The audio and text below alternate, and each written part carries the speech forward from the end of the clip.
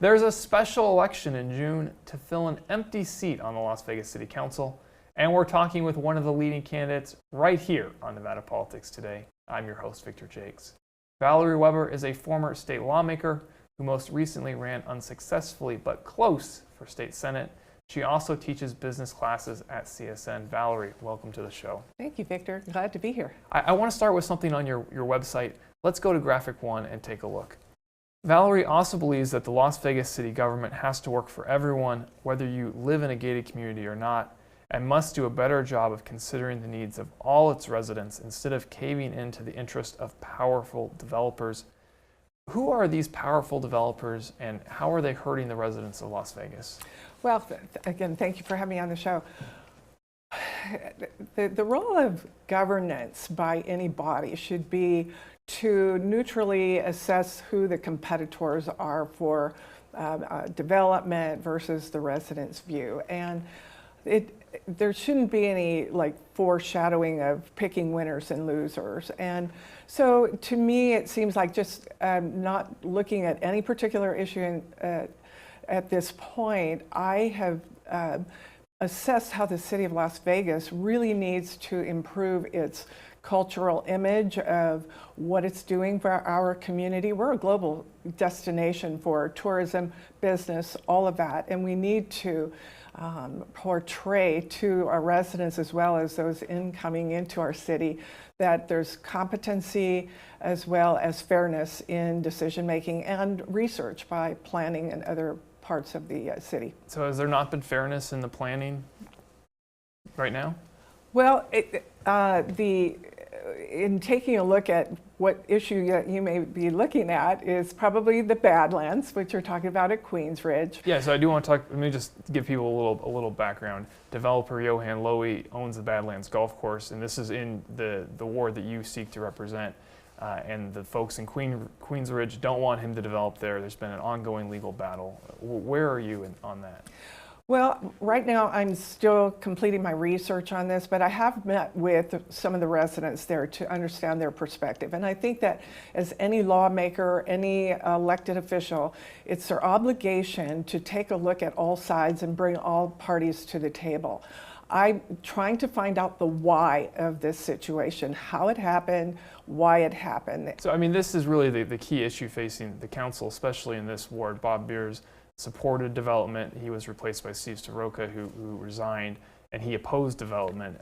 Don't voters deserve to know where you stand on Badlands? Well, there are perhaps other parcels in the city that are at risk. So there's still risk out there for other neighborhoods. And in order for us to mitigate how Badlands is turning out, that those other neighborhoods that are yet unknown. Are they at risk for development, or are they at risk to not be developed? They're at risk for having the residents have their land that they know now changed to something else, whether they were aware of it or not. And in the case of Badlands, a case could be made for the developer, and it's truly, you can see that the CCNRs or the covenants, what is it, the restrictions? CCNR, I mean, he has the zoning ability to develop there. Correct, and the residents do know that. They're just trying to mitigate a solution now that will keep the preservation of their property values as well as the compatibility of the neighborhood. All right, I want to move to another controversial issue. Oh. That's what we have to do here. Short-term rentals. You know, companies like Airbnb are enabling people to rent from a homeowner to a visitor. The city of Las Vegas passed some pretty severe restrictions on that. It could only be a 3-bedroom or less home, and the homeowner has to actually be in the home when it's rented through a platform like Airbnb. Where do you stand on Airbnb?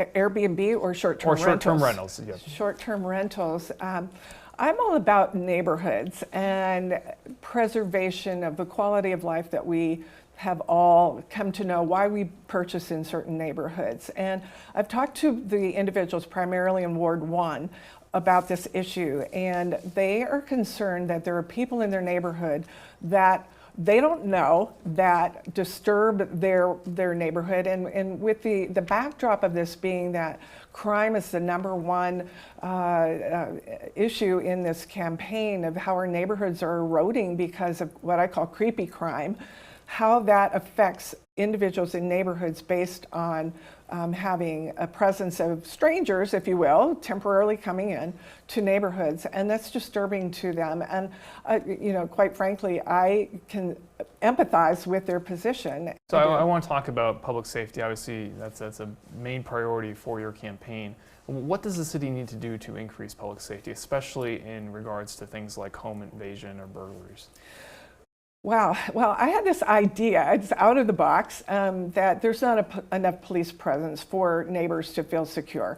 We live in a day and age where, you hear popping sounds in a neighborhood and people automatically think it's gunshots.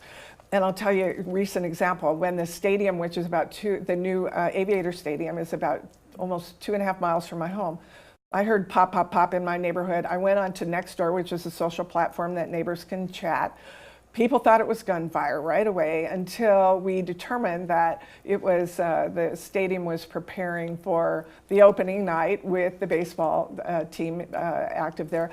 And so finally then everybody calmed down. But that is where residents are. I mean, life has changed since October 1, 2017.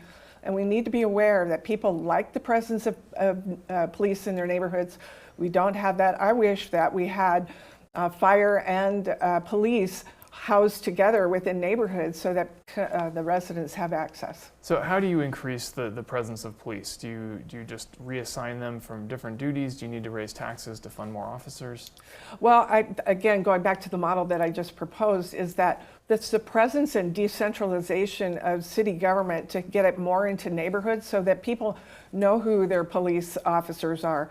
People know who their firefighters are, that they feel welcome to come to those stations and to share what's going on in neighborhoods. There was just last night in Willows, right? It's not quite in the city of Las Vegas, but it was where I was campaigning in Senate 8.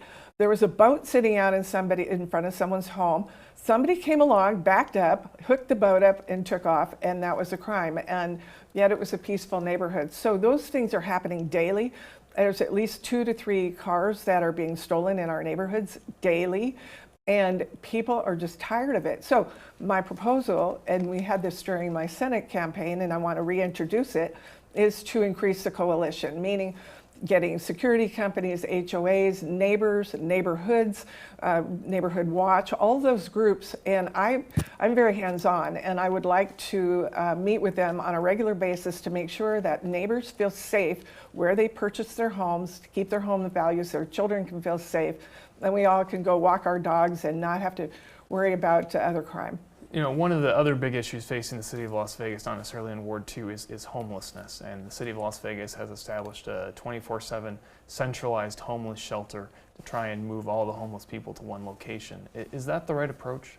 Well, I just recently drove down Main Street and was reminded how much we have to look at and how much this problem is still in our neighborhoods. It's very visible, and that there's a coalition that is working in the downtown corridor to mitigate and help people find shelter. It's part of basic human need, food, clothing, and shelter.